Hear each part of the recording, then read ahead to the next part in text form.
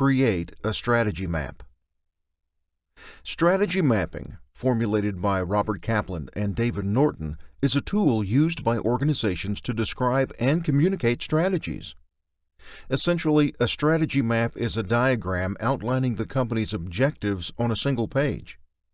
It visually represents the cause and effect relationship of each strategic objective. Strategy maps are effective, for people are visual learners by nature.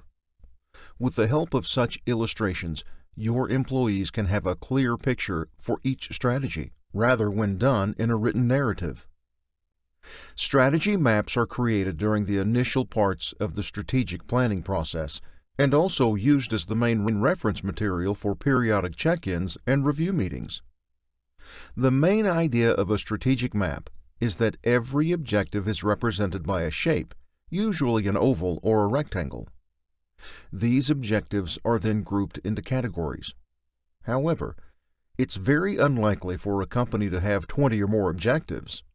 Having too many objectives to track can mess up the overall message and will only make the strategy difficult to communicate. Once objectives are established, you then have to sort them into categories, also known as perspectives. Another thing to point out here is that unlike other diagrams, strategy maps are read from the bottom up, but you build it from the top down. There are 4 main perspectives in a strategy map. Number 1, financial. From the word itself, you should group every financial objective into this category.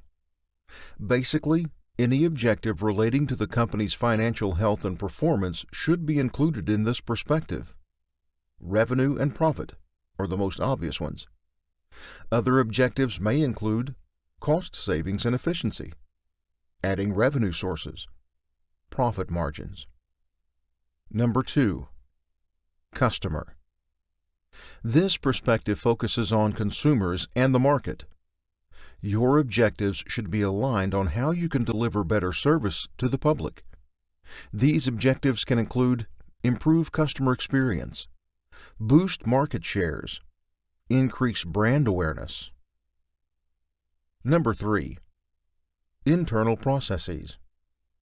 This perspective contains processes that help deliver customer and financial objectives. It should be composed of internal operational goals that the business needs to drive better performance.